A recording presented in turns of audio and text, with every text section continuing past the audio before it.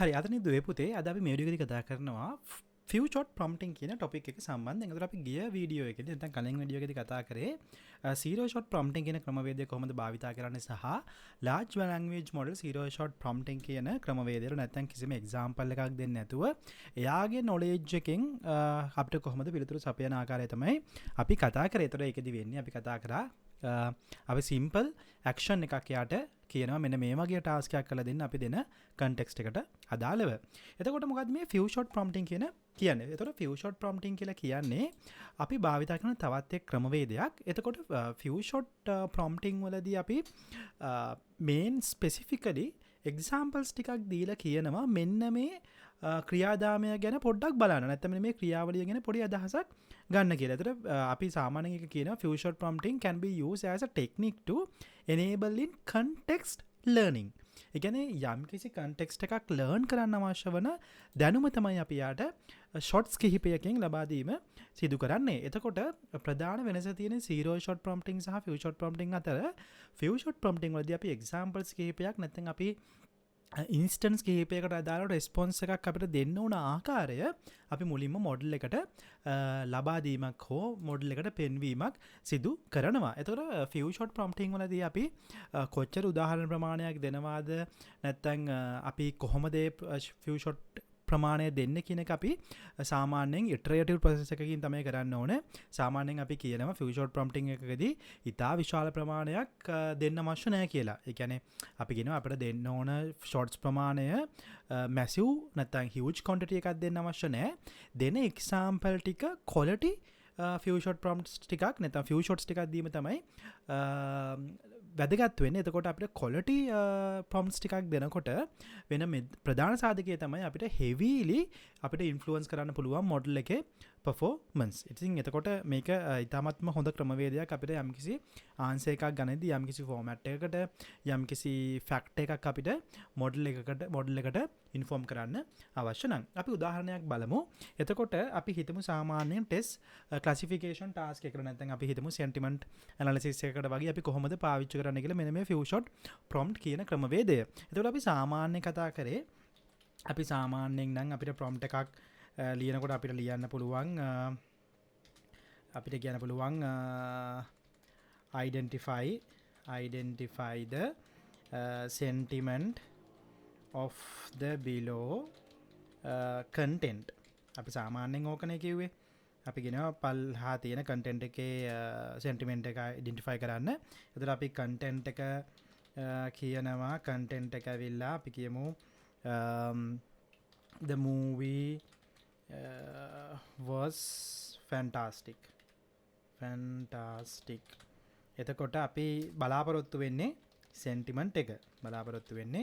sentiment එක මෙන්න මේ sentiment එක තමයි මෙයා අපිට return කරන්න අවශ්‍ය වෙන්නේ. එතකොට අපිට මේ prompt එක run කරගන්න පුළුවන්. එතකොට අපි මේ code එක run කරොත් අපිට කියන්න පුළුවන් print අපේ function එකේ name එක වෙන්නේ complete response කියන එක.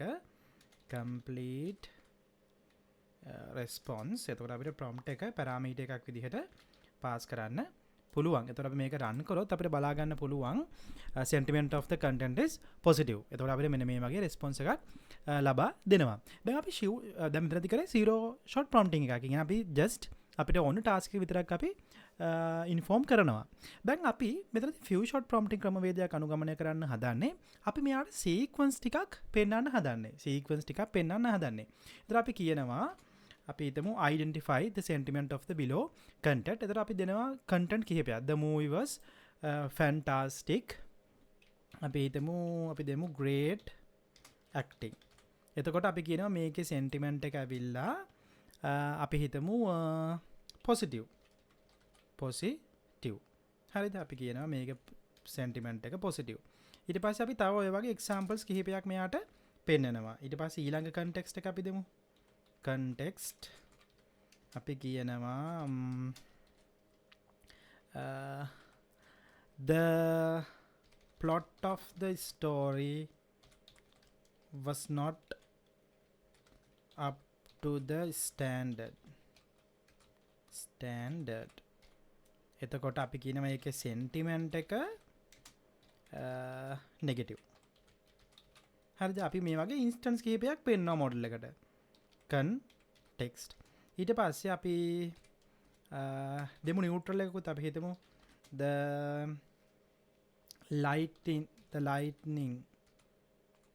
lightning of the stage was okay. එතකොට ඒක අපි සාමාන්‍යයෙන් කියනවා ඒකේ sentiment එක neutral වෙනවා. neutral. හරි. ඔන්න අපි prompt එකක් ලබා දීලා තියෙනවා. දැන් අපි ඊට පස්සේ අපි කියනවා අපේ content එක මේ. අපි ඊළඟ content එක දෙනවා. context එක. අපි හිතමු අපිට දෙන්න පුළුවන් the costumes were well designed and it elaborate the history very clearly. හරි අපි හිතමු මෙන්න මේක තමයි අපේ context එක. එතකොට මේ ටික quotes වලින් පෙන්නමු. එතකොට sentiment එක තමයි මෙයාට හොයන්න තියෙන. අපි හිතමු sentiment. එතකොට sentiment එක තමයි හොයන්න තියෙන්නේ. දැන් අපි මේක තමයි අපේ prompt එක. අපි මේ prompt එකේ shots ටිකක් දෙනවා. ඒ කියන්නේ අපි examples ටිකක් පෙන්නනවා model එකට. මෙන්න මේ වගේ context එකක් නම් මේක positive. මේ වගේ context එකක් නම් මේක negative. මේ වගේ context එකක් නම් මේක neutral. එතකොට අපි මේ prompt එක run කරොත් අපි බලමු කොහොමද අපිට දෙන උත්තරේ. අපිට දෙනවා sentiment සමානයි positive. දැන් ඔයා ඉස්සලා කලින් දැක්කා අපිට සාමාන්‍යයෙන් output එක ආවේ sentence එකක් විදිහට. දැන් මෙයා learn කරා අපි ඇත්තටම expect කරන්නේ කොයි වගේ answer එකක්ද කියන එක. ඒතර මෙයා කෙලින්ම අපිට දෙනවා sentiment සමානයි positive කියන එක. ඒතර මෙයා මොකද්ද කරේ? අපි දීපු examples වලින් learn කරා අපි කොයි වගේ fact එකක්ද බලාපොරොත්තු වෙන්නේ.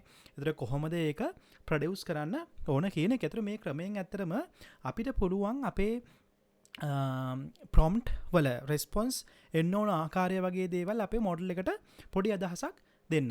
එතකොට ඒ වගේම අපි කොහොමද කොයි වගේ logical thinking එකක්ද නැත්නම් අපි කොයි වගේ thinking එකක්ද තියෙන්නේ කියන වගේ factors අපිට මේ few shot prompting එක කරහා ලබා දෙන්න පුළුවන්. එතකොට මේ ඇවිල්ලා example එකක් විදිහට අපිට පෙන්වන්න පුළුවන් මේ වල test classification task එකකට. එතකොට අපිට සාමාන්‍යයෙන් තව content එකක් නැත්නම් අපි හිතමු question answering වගේ දෙයකදී නම් අපි පිළිතුරක් බලාපොරොත්තු වෙන ආකාරය. අපි උදාහරණයක් විදිහට හිතමු අපිට ඕන question answering එකක් නිර්මාණය කරන්න. එතකොට අපි හිතමු අපි prompt එකක් ලියනවා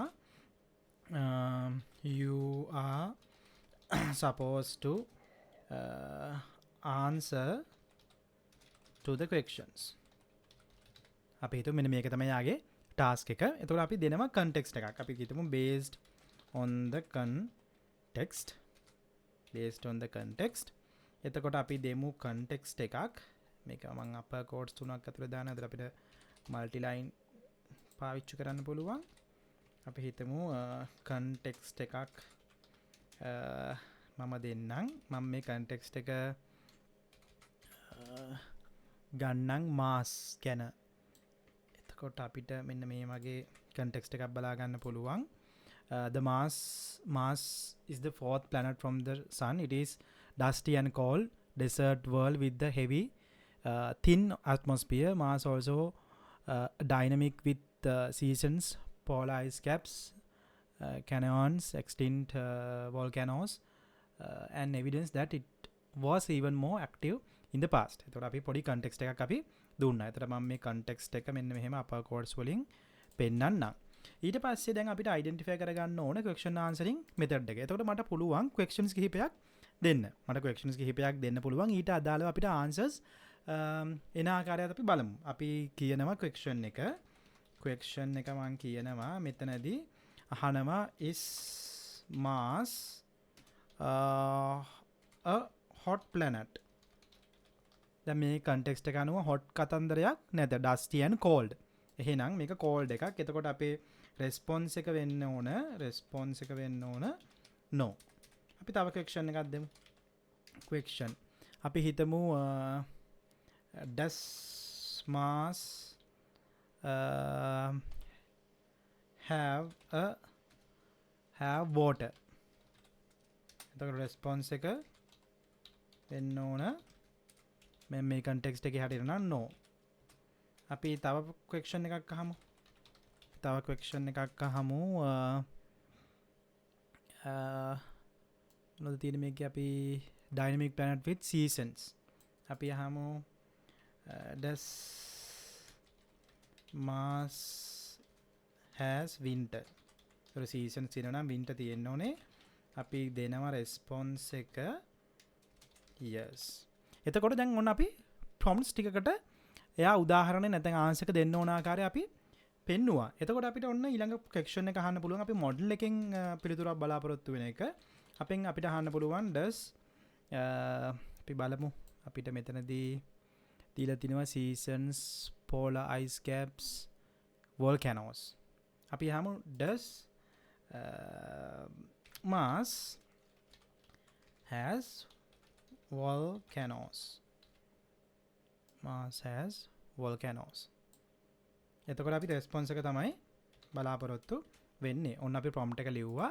එතකොට දැන් මම මේ prompt එක execute කරගත්තා. දැන් මට පුළුවන් මේක run කරගන්න. print. එතකොට අපි question එක generate කරන්නේ complete response කියන එකෙන්. ඊට මම මේ prompt එක send කර ගැනීමක් සිදු කරනවා. prompt. එතකොට අපි මේක run කරලා බලමු.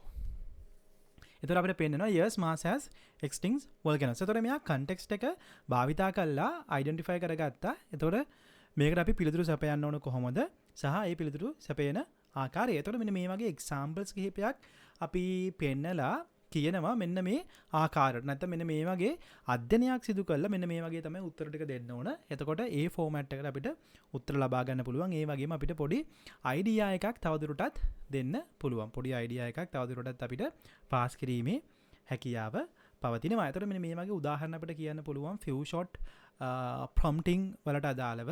එතකොට අපිට සම්කිසි pattern එකක් නැත්නම් යම්කිසි factors ටිකක් අපිට පාස් කරන්න අවශ්‍ය නම් එතකොට ඔන්න ඔය වගේ factors ටිකක් පාස් කරලා අපිට model එකට පුළුවන් examples ටිකක් ආධාරයෙන් අපිට අවශ්‍ය වන response එකට පොඩි influence එකක් සිදු කරන්න. influence එකක් සිදු කිරීමේ හැකියාව පවතිනවා. එතකොට ඔන්න ඔය වගේ කාර්යයන් අපිට කියන පුළුවන්. එතකොට මේකේ ගොඩක්ම වැදගත් වෙන සාධක තමයි අපි හිතමු ඔය sentiment analysis එක වගේ අපි සාමාන්‍යයෙන් අපිට neutral වගේ tag එකක් නැත්නම් අපිට ඕනේ positive සහ negative කියන factors විතරයි. එතකොට ඒ වගේ අවස්ථාවකදී අපිට දැන් general අපි හිතමු දැන් මේ වගේ එකක් නා. දැන් අපි හිතමු අපිට මෙතන තියෙනවා sentiment එක තමයි identify කරන්න ඕන. හැබැයි අපි කියමු sentence below content. අපි කියමු sentiment need to be positive and negative only. අපි කියමු positive and negative only. එතකොට දැන් මේ වගේ වෙලාවක දැන් neutral කියන factor එක අපි කොයි විදිහටද interpret කරන්න කියන එක අපිට model එකට කියන්න පුළුවන්. දැන් lightning of the stage was okay. එතකොට අපිට මේක කියන්න පුළුවන් මේක අපි positive එකක් විදිහට ගන්න. එතකොට මේක negative factor එක නෙවෙයි positive factor එකක් විදිහට. එතකොට අපි ටිකක් අපි එහෙම වුණොත් දෙමු මෙහෙම එකක්. The costumes were fine. Was fine. No huge impact. huge impact. අපි බලමු නිකන් model එක run කරලා එතකොට මෙයා කොහොම identify කරගනීද කියලා. එතකොට දැන් මෙතනදී මෙයා කියනවා the sentiment for the last content is positive. මොකද මෙයා දැන් identify කරගත්තා අපේ prompt වලට අදාළව කලින් දැකපු ඒවත් එක්ක මෙයා neutral කියන වගේ දේවල් identify කරන්නේ positive එකක් විදිහට කියන එක. ඒතර අපේ final answer එකට අපි heavily influence කරා මෙන්න මේ few shots ටිකත් එක්ක. එතකොට මේ වගේම අපි summarization වලට වෙන්න පුළුවන් NLP main task ඕනම එකකට අපිට මේ වගේ few shots ටිකක් භාවිතා කරලා model එකට පොඩි influence එකක් කරන්න පුළුවන් අපේ output එක සම්බන්ධයෙන්. ඒකට මේක ඇවිල්ලා භාවිතා කරන ප්‍රධාන ටෙක්නික් එකක් few shot prompting කියන ටෙක්නික් එක. එතකොට zero shot prompting වලදී අපි දැක්කා ප්‍රධාන වශයෙන්ම අපි භාවිතා කරන්නේ එක prompt එකක් විතරයි. එතකොට prompt එකට දාලා අපිට response එකක් generate කර ගැනීමක් තමයි සිදු කරන්නේ. හැබැයි few shot prompting වලදී අපි උදාහරණ කිහිපයක් දීලා model එකට පොඩි hint එකක් pass කරන මෙන්න මේ pattern එක identify කරගන්න මෙන්න මේක තේරුම් ගන්න. ඒකට දාලා අපිට sentiment එක generate කරලා දෙන්න කියන එක. එතකොට අපි අද මේ වීඩියෝ එකේදී කතා කරේ මෙන්න මේ few shot prompting කියන ක්‍රමවේදය ගැන. zero shot prompting වගේම few shot prompting කියන්නේ ඉතාමත්ම වැදගත් ක්‍රමවේදයක් අපි භාවිතා කරන. ඒ වගේම අපිට තව prompting ක්‍රමවේද කිහිපයක් ගැන අපි ඉදිරි වීඩියෝස් වලදී කතා කරන්න බලාපොරොත්තු වෙලා ඉන්නවා. ඒක නිසා අපේ YouTube channel එකට subscribe කරන්න, bell icon එක click කරලා තියාගන්න. මම දේශාන් සුමනතිලක.